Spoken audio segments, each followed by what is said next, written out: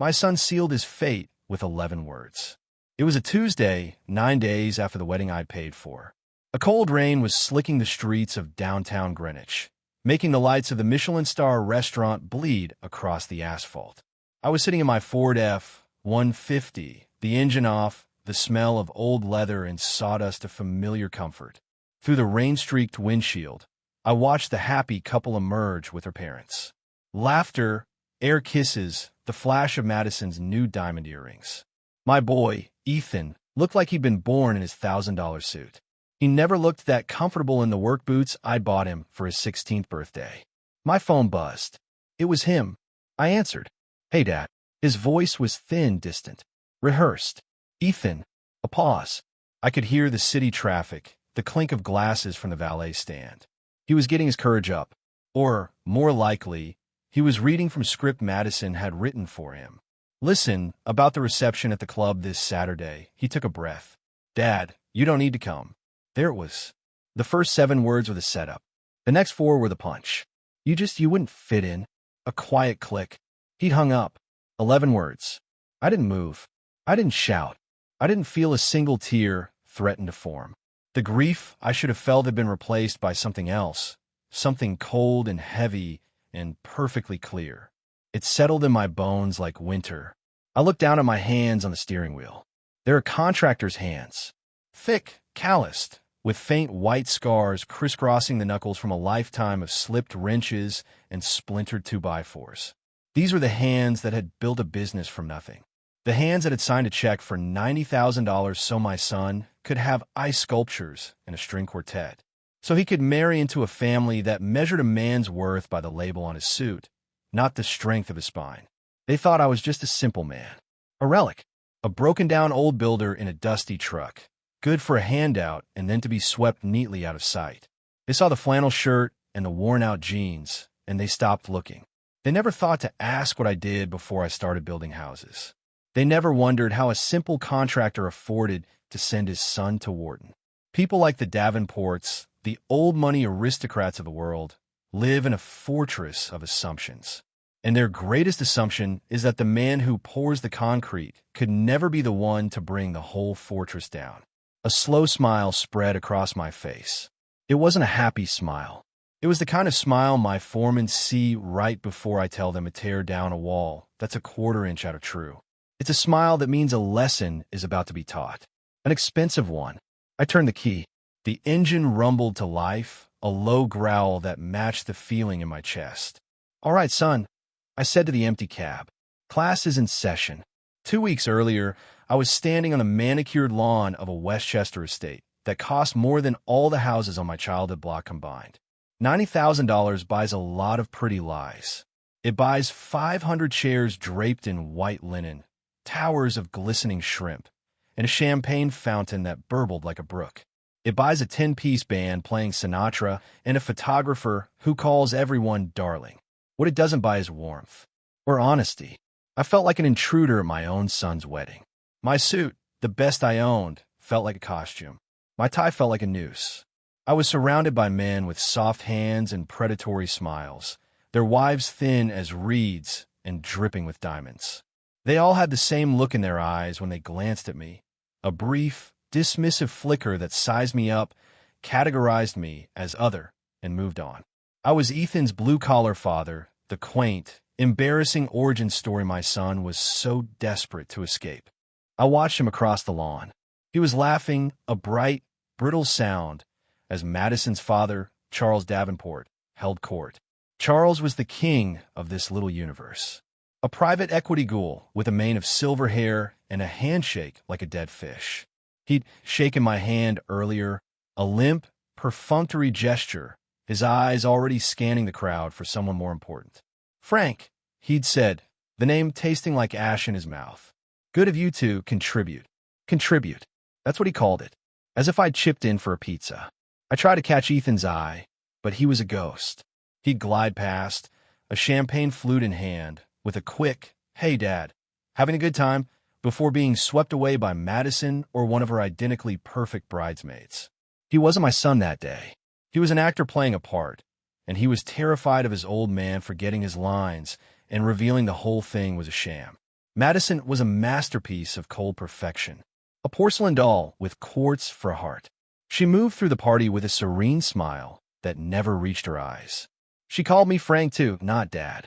When she'd hug me after the ceremony, it was a stiff, arm's-length affair, careful not to wrinkle her dress or get too close to the man who smelled faintly of sawdust and honesty. I found a spot near a massive oak tree at the edge of the reception, nursing a bourbon, and just watched. A good builder doesn't just look at a structure. He sees the load-bearing walls, the stress points, the hidden weaknesses in the foundation.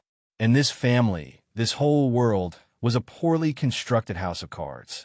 I saw the way Charles's partners looked at him when he wasn't watching, not with respect, but with the keen appraisal of circling sharks. I saw the way Madison's mother downed her Chardonnay, her smile growing tighter with every glass. I saw the desperate hunger in Ethan's eyes, the need for approval, the terror of being found unworthy. He wasn't marrying a woman. He was marrying a zip code, a country club membership, a brand.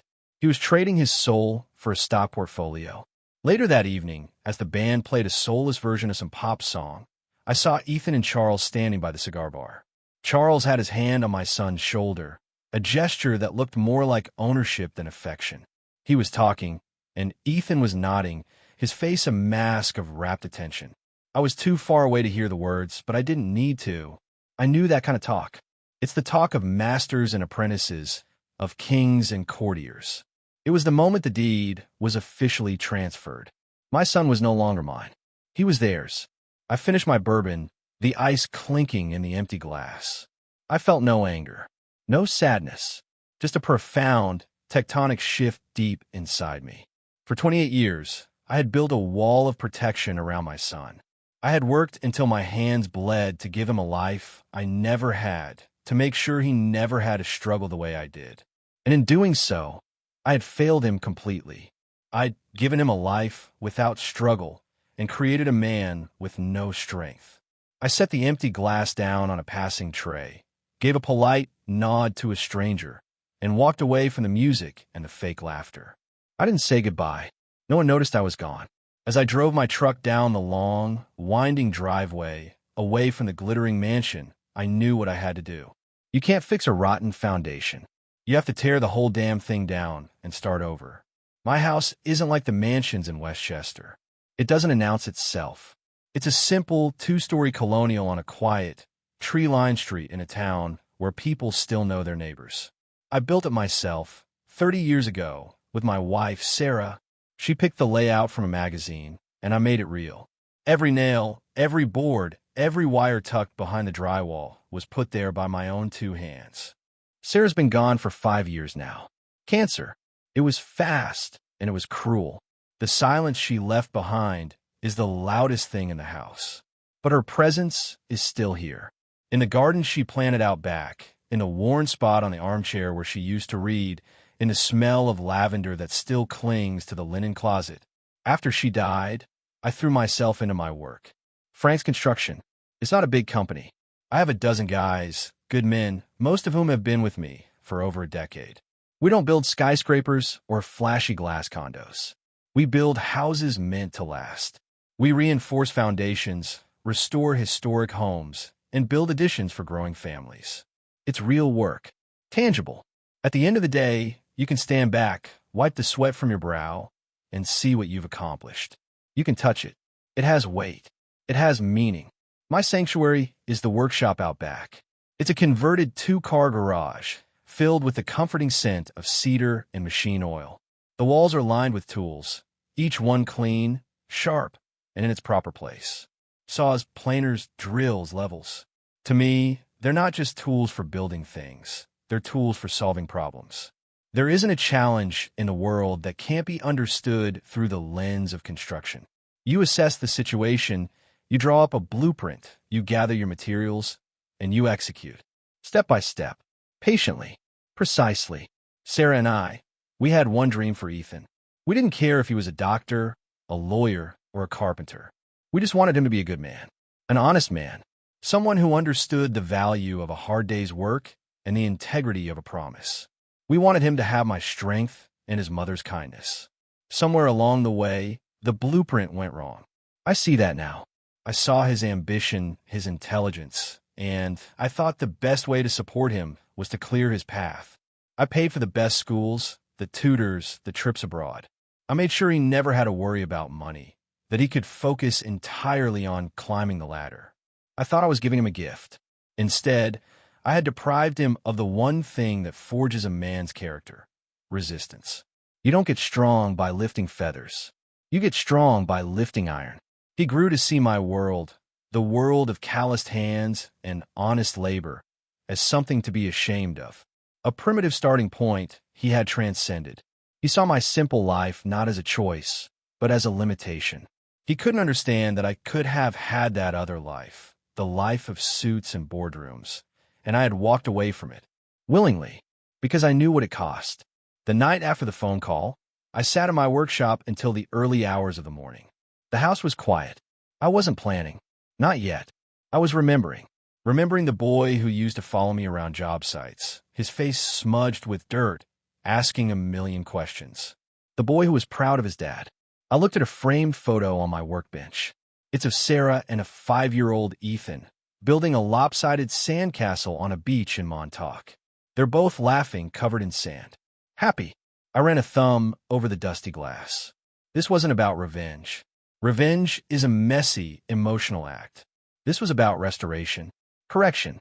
I had built my son on a faulty foundation, and the structure was about to collapse. A good builder doesn't just walk away. He shores up what can be saved and tears down what can't. And sometimes, before you can build something new, you have to clear the site completely. My real office isn't the cluttered room in the back of the construction yard where I sign invoices and go over blueprints. The real office is in my basement, behind a steel-reinforced door that looks like it belongs to a walk-in freezer. Inside, there are no family photos.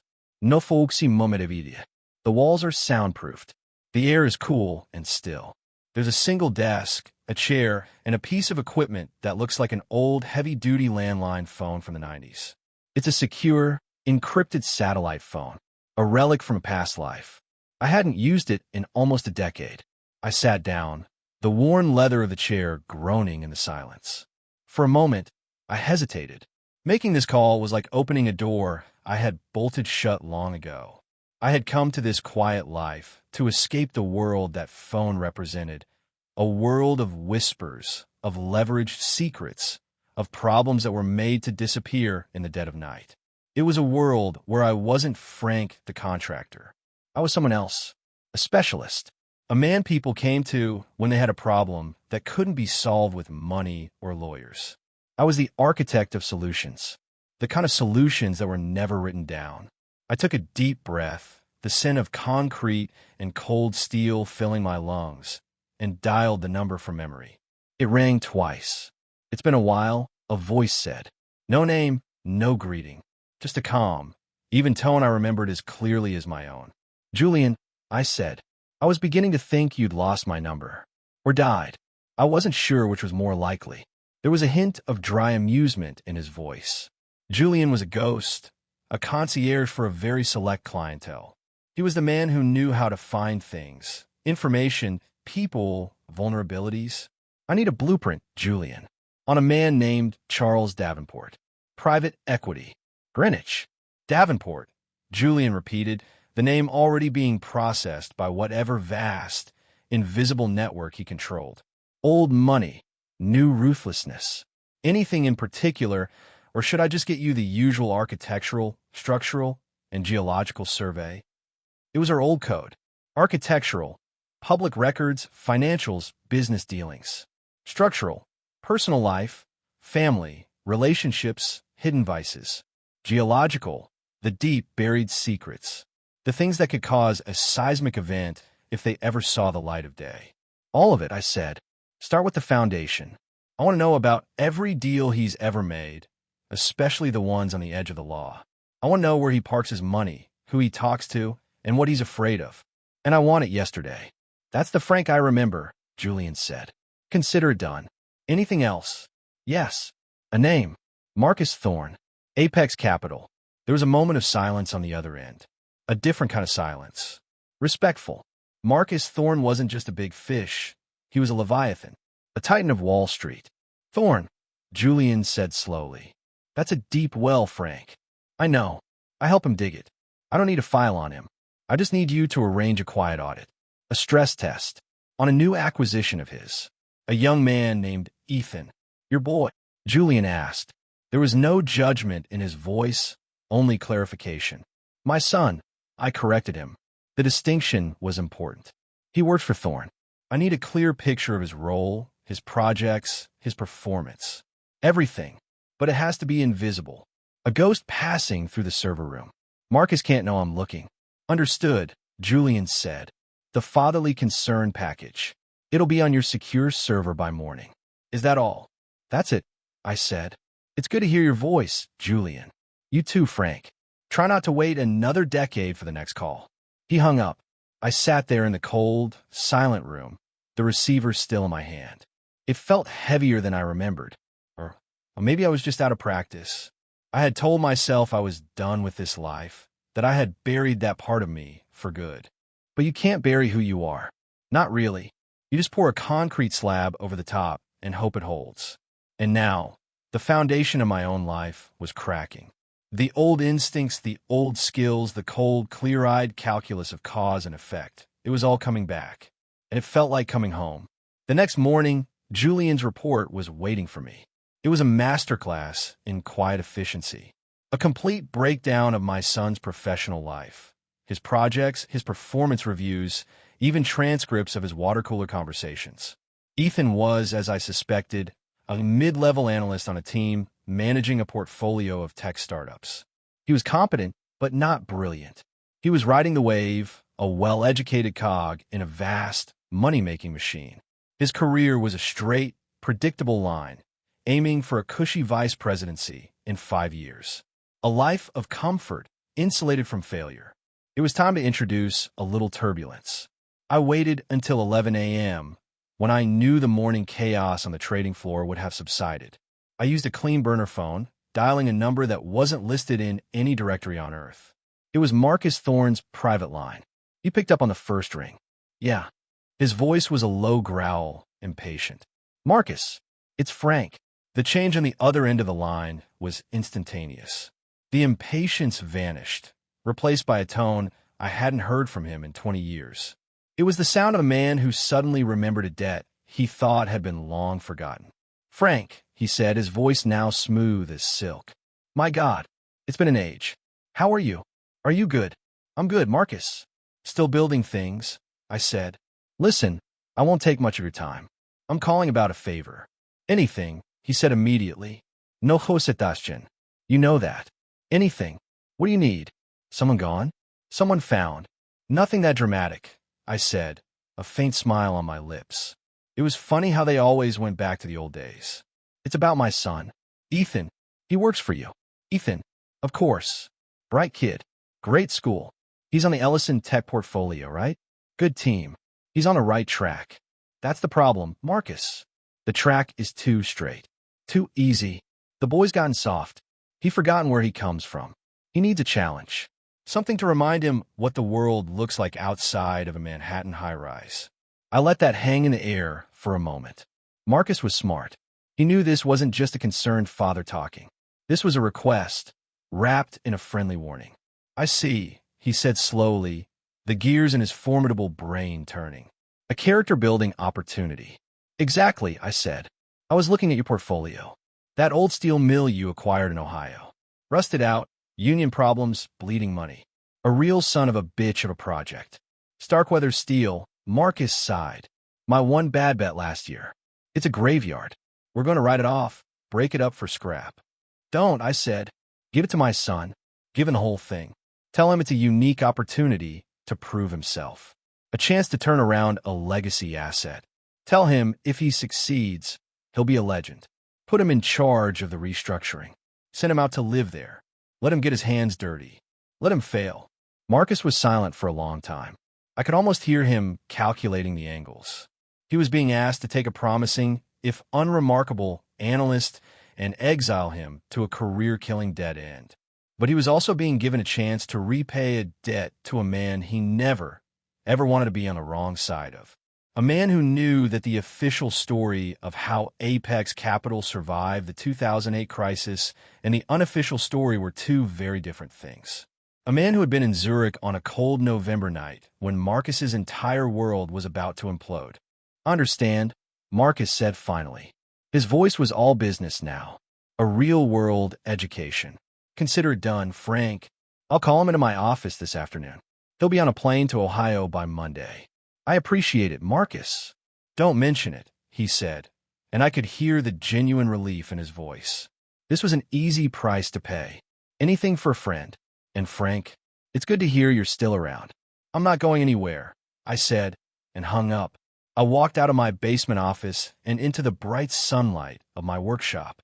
I picked up a piece of rough-sawn oak, feeling its weight, its texture. Stage one was complete. I had taken my son's carefully constructed career and placed it on a foundation of sand, right before the tide came in. He wouldn't see it as a lesson. He would see it as a betrayal, as a catastrophe. Good. Let him. The first step in learning how to build is understanding what it feels like when things fall apart. The phone call came at 6 p.m. that evening. I was in my kitchen, making myself a simple dinner of steak and potatoes. I let it ring 5 times before picking up. "What did you do?" Ethan's voice was a raw scream, stripped of all its polished, Wharton-educated composure. I could hear Madison crying, or more accurately, shrieking, in the background. I calmly placed my fork on the plate. "I have no idea what you're talking about, son. Is something wrong?" "Something wrong?" he yelled, his voice cracking. "I just came from a meeting with Marcus Thorne." "Marcus Thorne? He's sending me to some dying hellhole in Ohio to run a rust bucket steel mill. He called it a unique opportunity. My career is over." "Over? Ohio is a fine state, Ethan. Your grandmother was from Cleveland." "I don't care about grandma," he shrieked. "This is my life. Madison she's a wreck. We just got married. We're supposed to be building a life here, in New York, not in some shack surrounded by unemployed steelworkers." I took a slow bite of my steak. It was cooked perfectly, medium rare. "Well, son," I said, chewing thoughtfully, "that sounds like a tough break. But you're a smart kid. I'm sure you'll figure it out. Marcus Thorne is a big deal. If he thinks this is a good opportunity for you, maybe you should listen." "A good opportunity? Dad, this is a punishment. It's a career graveyard. Someone did this to me. Someone sabotaged me." I could hear the gears turning in his head, the paranoia and disbelief churning into a furious, misplaced certainty. "How could you?" he whispered, his voice dropping to a hiss. "You're the only one who would be jealous enough to do something like this. You hate that I'm successful. You hate that I married Madison." I sighed a long, weary sound I'd practiced for years. It was the sigh of a simple man confronted with a world too complex for him to understand. "Ethan," I said, my voice full of feigned hurt and confusion. "That's a terrible thing to say. I'm a contractor. I build houses. What kind of influence do you think I have with a billionaire like Marcus Thorne? I've never even met the man. Maybe you just weren't as good at your job as you thought you were." That was the kill shot. The one thing his fragile ego couldn't handle. The suggestion that this wasn't the result of some grand conspiracy, but a simple consequence of his own inadequacy. There was a strangled sound on the other end of the line, a mix of rage and pure, wounded pride. "I hate you," he spat. "You hear me? I wish you were dead." He slammed the phone down. I sat in the quiet of my kitchen, the silence broken only by the hum of the refrigerator. The words didn't hurt. They were just noise. The desperate flailing of a boy who had just been thrown into the deep end of the pool for the first time in his life and was shocked to discover the water was cold. Madison would be fanning the flames, of course. She hadn't married a project manager for a failing steel mill in the Rust Belt. She had married a ticket to the top of Manhattan society. This new reality would be an intolerable stain on her perfect life. Their perfect, fragile, Crystal Palace had just sustained its first crack. I finished my dinner, washed my plate, and put it away in the drying rack. It was a good start, but exiling the prince was only the first step. Now it was time to go after the king. Julian's file on Charles Davenport was thick, detailed, and utterly damning. It was a monument to a lifetime of greed, shortcuts, and a deep-seated belief that the rules were for other people. Most of it was the usual filth: leveraged buyouts that gutted companies and left thousands unemployed, shady political donations, a well-hidden mistress in Geneva. It was all useful, but it wasn't elegant. It was a sledgehammer, and I needed a scalpel. Then I found it, buried deep in a subfolder labeled offshore entities. It was a deal from 3 years ago. A Cayman Islands shell corporation, a suspiciously undervalued acquisition of a biotech firm, and a payout that was routed through 3 different countries before vanishing into a private fund controlled by, on paper, a third cousin of Charles's wife. It wasn't technically illegal. It was just smelly. It was the kind of deal that, if exposed to sunlight, would attract the attention of regulators like flies to rotting meat. The SEC, the IRS, they lived for this kind of ambiguity. The beauty of it was that Julian hadn't found a smoking gun. He'd found a map that led to where the gun might be buried. There was no direct evidence linking Charles to the final payout, just a web of connections that was too intricate to be a coincidence. Perfect. An accusation is loud and messy. An insinuation, planted in the right soil, can grow into a forest of doubt. I didn't go to the New York Times. I didn't go to the SEC. That would be too direct, too traceable. Instead, I used another of my old contacts, a man named Peterson who ran a small, highly respected, and deeply cynical financial newsletter called The Vulture's Beak. It was read by everyone who mattered on Wall Street, precisely because it never pulled its punches and was meticulously researched. Peterson was a former investigative journalist who hated the rich, but loved their secrets even more. I composed a simple, anonymous email from an encrypted address. It contained no accusations, just a single scanned document, a transfer order from the Cayman Shell Corp to the first holding company in Panama. And one sentence. Might be interesting to see who really benefited from the sale of Biogen Therapeutics. That was it. A breadcrumb. A loose thread. I knew Peterson. He wouldn't be able to resist pulling it. He was a bloodhound, and I had just given him the scent. I hit send and shut down the computer. Now all I had to do was wait. In the world of construction, you learn patience. You pour the concrete for the foundation, and then you have to wait for it to cure. You can't rush it. If you build on it too soon, the whole structure will be compromised. Charles Davenport's reputation was his entire foundation, and I had just poured a fast-acting, corrosive acid right into the concrete mix. All I had to do was wait and listen for the cracks. It took 10 days. The mention wasn't on the front page of the Wall Street Journal. It was a small, 2-paragraph piece buried on page 6 of Peterson's newsletter, under the headline, Caribbean Shadows Over Davenport Equity. It was a work of art. Peterson didn't make a single direct accusation. He just asked questions. He laid out the timeline of the Biogen deal, pointed out the unusually low sale price, and noted the intricate web of offshore accounts the money had passed through. He ended the piece with a single, devastating sentence. While no wrongdoing is suggested, the deal's structure raises complex questions about transparency that investors and regulators alike may find compelling. It was the financial equivalent of someone whispering fire in a crowded theater. To an outsider, it meant nothing. But in Charles Davenport's world, the world of exclusive country clubs, hushed boardroom meetings, and multi-billion-dollar funds, reputation is the only currency that matters. And that little paragraph was like a drop of poison in the well. I didn't have to imagine the fallout. Julian sent me a summary. The first calls to Charles's office started an hour after the newsletter went out. Concerned investors. Just checking in, Charles. Saw that strange little piece. Probably nothing, eh? Then came the silence. The lunch invitation that was quietly rescinded. The golf game on Saturday that was suddenly canceled due to a family matter. The real damage was done in the places I couldn't see, but knew were there. The hushed conversations in the steam room at the Greenwich Club. The raised eyebrows between partners over a glass of scotch. Did you see the piece on Charles? Always knew he was a bit too slick. Where there's smoke.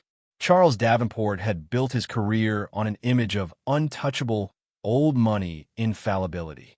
That image was now tarnished. He was no longer a safe bet. He was a risk. A man with questions surrounding him. He would be lashing out, of course, blaming his rivals, his competitors. He'd be hiring lawyers and private investigators to find the source of a leak. He would be turning his world upside down, looking for an enemy he could understand, a fellow predator in a suit. He would never, in a million years, think to look at the quiet man in the dusty Ford pickup, the man whose son he had helped cast aside, the man who had poured the foundation for the club, where he was now being ostracized. He was a man under siege, and he didn't even know who was holding the gun. The paranoia would be eating him alive. It's hard to project an aura of power when you're constantly looking over your shoulder. His fortress was beginning to crumble, not from a frontal assault, but from a whisper, from a single, well-placed crack in the foundation that was now spreading silently, unstoppably, through everything he had ever built.